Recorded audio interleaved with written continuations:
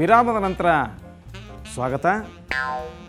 ಒಂದು ಸರಿ ಏನಾಗಿತ್ತು, ದ್ರೌಪದಿಯ ವಸ್ತ್ರಾಪಹರಣ ನಾಟಕ ನಡೆದಿತ್ತು. ಅದೇನಾಗಿತ್ತಪ್ಪ ಅಂದ್ರೆ ಆ ನಾಟಕದೊಳಗೆ ಹೆಣ್ಮಕ್ಳಂತೂ ಇರೋದಿಲ್ಲ. ಮೊದಲು ನೋಡ್ರಿ, ಹೆಣ್ಮಕ್ಳಂತೂ ಇರೋದಿಲ್ಲ. ದ್ರೌಪದಿ ಪಾತ್ರವನ್ನು ಗಂಡಸೂರ ಕೆಂಪಗ ತೆಳ್ಳಗ ನಮೂನಿ ಹೆಂಗಸೂರ ಅಂತ ಇದ್ದವ್ರಿಗೇನ ಕೊಡ್ತಿದ್ರು. ಅವನ್ನ ದ್ರೌಪದಿನ ಮಾಡಿದ್ರು. ಅವಾಗ ಬೀಡಿ ಸೇದು ಚಟಾರಿ ಅಗದಿ ಪದ್ಧತಿ ಡ್ರೆಸ್ಸು ಗಿಸ್ಸು ಹಾಕಿ ಸಿರಿಗಿರಿ ಉಡಿಸಿ ಮೇಕಪ್ ಮಾಡಿದ್ರು. ಅವ ಹಗರ್ಕ ಹಂಗೆ ಸೈಡ್ ಬಂದವನಂದ್ರೆ ಬೀಡಿ ಸೇದ್ಕೋ ಅಂತ ನಿಂತಿದ್ದ. ಇವು ದುಶ್ಯಾಸನ ಹೋದವನ ಕೇಳಿದ, ನನಗೊಂದು ಬಿಡಿ ಕೊಡಲಿ ಅಂತ. ಕೊಡೋದಿಲ್ಲ ಅಂದಲ್ಲ. ದ್ರೌಪದಿ ರೋಲ್ ಮಾಡಿದವ, ಕೊಡೋದಿಲ್ಲ ಹೋಗಂತ. ಬೀಡಿ ಕೊಡೋದಿಲ್ಲ. ಹೌದಿಲ್ಲ, ನಾಟಕದಾಗ ನೋಡ್ಕೊತೇನೆ ನಿನ್ನ ನಾಟಕದಾಗ ಅಂದವ ದುಶ್ಯಾಸನ. ಅಂದ್ಕೊಳ್ಳಂದ್ರೆ ಮಾಸ್ತರ್ ಅಂತ ಹೋಗಿ ಇವ್ ದ್ರೌಪದಿ ಅದಾವ, ನಾ ನಾಟಕ ಹೋಗ್ಲಿ ಬಿಡ್ರಿ ಎಲ್ಲಿದ ಅವ. ಮತ್ತು ದುಶ್ಯಾಸನ ಬಂದು ನಾಟಕದಾಗ ನೋಡ್ಕೊತೇನೆ ಅನ್ನಕತ್ತಾನ್ರಿ ಅಂದ. ನಾ ಎಲ್ಲ ಅವಾಗ ಹೇಳಿರ್ತೇನೆ, ನೀವು ಮಾಡ್ನಿ ಅಂತ, ಪಾತ್ರ ಮಾಡ್ನಿ ಅಂದ್ಕೊಳ್ಳಿ. ಅಂದ್ರೆ ಎಲ್ಲ ಬರೋಬ್ಬರ ಸಾಲಿ ಕಲ್ತಿರೋದಿಲ್ಲ ಹಳ್ಳ್ಯಾಗ, ಎಣಸಾಕ ಬರೋಂಗಿಲ್ಲ ಏನಿಲ್ಲ. ಮಾಸ್ತರ್ ಏನು ಹೇಳಿದರು, ನಿನಗೆ 9 ಸೀರೆ ಉಡ್ಸಿರ್ತೈತಿ. 9 ಸೀರೆ ಏನು 10 ಸೀರೆ ನಮಗೆ ಲೆಕ್ಕ ಬರ್ಬೇಕಲ್ರಿ, ಎಣಸಾಕ ಬರ್ಬೇಕಲ್ಲ ನಮಗೆ ಅಂದಿ. ಒಂದು ದ್ರೌಪದಿ ಒಂದು ಕೆಲಸ ಮಾಡು, ಒಂದು ಜಗ್ಗಿದ ಕುಳೆ ಕೀಕ್ ಅನ್ನಿಸ್ತಾನೆ, ಅಷ್ಟೇ ಲೆಕ್ಕ ಇಟ್ಕೊಂಡ್ಬಿಡು. ಒಂದು ಜಗ್ಗಿದ ಕುಳೆ ಕೀಕ್ ಹಂಗಂದ್ಕುಳೆ ಅಂದ್ರೆ ಅವ ದುಶ್ಯಾಸನ ಅಗದಿ ತಯಾರಿಯಾಗಿ ಕೂತು ಬಿಟ್ಟಿದ್ದವ. ಒಟ್ಟು ಬೀಡಿ ಕೊಟ್ಟಿಲ್ಲಲ್ಲ ಇವ್ ಮಾಡೋ ನಿಂದ್ರಂತೇಳಿ ನಾಟಕ ಚಾಲು ಆತ್ರಪ್ಪ. ಇವ ದುಶ್ಯಾಸನ ಬಂದವನ ಅಂದ್ರ, ದುರ್ಯೋಧನ ಸೀರೆಯನ್ನು ಸೆಳೆಯಲಿ ಅಂದ. ದುರ್ಯೋಧನ ನೋಡಲಿಲ್ಲ, ನಾವು ಕೇಳಲಿಲ್ಲ. ಮತ್ತೊಮ್ಮೆ ಜೋರಾಗಿ ಹೇಳಿದ, ದುರ್ಯೋಧನ ಸೀರೆಯನ್ನು ಸೆಳೆಯಲೇ ಅಂದ. ಸೆಳೆ ಹೋಗಲೇ ಅಂದವ. ಅಂದ್ಕುಳೆ ಅಂದ್ರೆ ಇವ ಅದ ಮೂಡ್ನ್ಯಾಗ ಬೌಕ್ಕಂದವನು 2 ಸೀರೆ ಜಗ್ಗಿಬಿಟ್ಟ. ಅವ ಕೀಕ್ ಅಂತ ಒಂದು ಸರಿ ಒತ್ತಿದ, ಒಂದಂತ ಕೌಂಟು. ಹಂಗೆ ಅವ ಕೀಕ್ ಅನ್ನೋದು ಬೌಕ್ ಅನ್ನೋದು ಒಟ್ಟು ಹಿಂಗೆ ಮಾಡಿ 9 ಸೀರೆಯನ್ನು ಸುತ್ತಿದ್ರಲ್ಲ, 8ಕ್ಕೆ ಪೂರ ಕಳ್ಕೊಂಡು ಕೈ ಮುಕ್ಕೊಂಡು ನಿಂತು ಬಿಟ್ಟು ಬರ್ಬೋದು.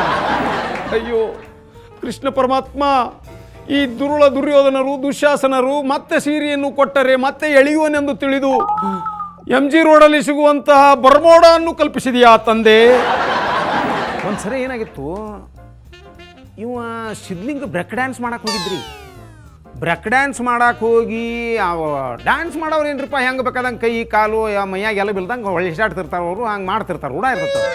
ಇವು ಸಿದ್ಲಿಂಗ ಮಾಡಕ್ಕೆ ಹೋಗಿ ನಂಗೆ ಸಿದ್ಲಿಂಗ ಮಾಡಕ್ಕೆ ಹೋಗಿ ಕಾಲು ಮ್ಯಾಲೆ ಮಾಡಕ್ಕೆ ಹೋಗಿ ತಲೆ ತೆಳಗಾಗಿ ಬಿದ್ದು ಮೈಯಾನೆಲಬು ಸಡ್ಲಾಗಿ ಮುರಿದು ದವಾಖಾನಿಗೆ ಅಡ್ಮಿಟ್ ಆದ. ಇವನ ಆರೈಕೆ ಮಾಡಕ್ಕೆ ನರ್ಸಮ್ಮ ಒಬ್ಬಾಕಿದ್ದ.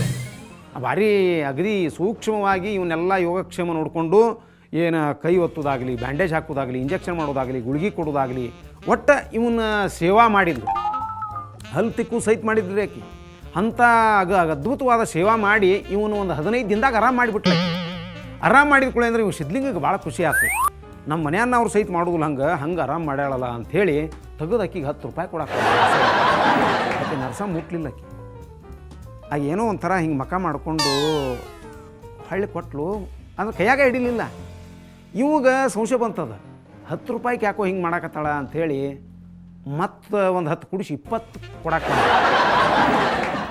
ಅಲ್ಲ, ನಿಮ್ಮ ಸೇವೆ ಮಾಡೇ ನಾನು, ಮತ್ತು ಹಲ್ಲು ತಿಕ್ಕೇನಿ, ಮೈ ತಿಕ್ಕೇನಿ, ಮತ್ತು ಹಣಿಗಿಲೆ ತಲಿಪಲಿ ಹಿಕ್ಕೇನಿ, ಕೈಕಾಲು ಒತ್ತೇನಿ, ಮತ್ತು ಇಷ್ಟೆಲ್ಲ ಮಾಡಿದ್ರು 20 ರೂಪಾಯಿ ಅನ್ರಿ ಜುಜುಬಿ. ಇವು ಏನಾಯ್ತು ಏನೋ ತೆಗೆದು 50 ರೂಪಾಯಿ ಕೊಡಕ್ಕೆ ಹೋದ. ಮತ್ತು ಅದನ್ನು ಹೇಳಿದ್ದಕ್ಕೆ, ಏನ್ರಿ ನಿಮ್ಮ ಹಲ್ಲು ತಿಕ್ಕೇನಿ, ಮೈ ತಿಕ್ಕೇನಿ, ಮತ್ತು ತಲೆ ಹಿಕ್ಕೇನಿ, ಎಲ್ಲ ಮೈಕೈ ಒತ್ತೇನಿ, ಅಷ್ಟೆಲ್ಲ ಮಾಡಿದ್ರು ಬರೀ 50 ರೂಪಾಯಿ. ನಂತಕ್ಕೆ ಹೆಚ್ಚಿಗೆ ಇಲ್ಲ. ಅವ ಇನ್ನೊಂದು 10 ಕೊಡ್ತೇನೆ ತಗೋಂತ ಹಂಗೆ ಬಾಯಿಲಿ ಅಂದ. ಕೇಳಿಲ್ಲಕ್ಕೆ ಮತ್ತು ಅದನ್ನ ಹೇಳಿದ್ಲು, ಹಲ್ಲು ತಿಕ್ಕೇನಿ, ಮೈ ತಿಕ್ಕೇನಿ, ತಲೆ ಹಿಕ್ಕೇನಿ, ಮೈಕೈ ಎಲ್ಲ ಒತ್ತೇನಿ.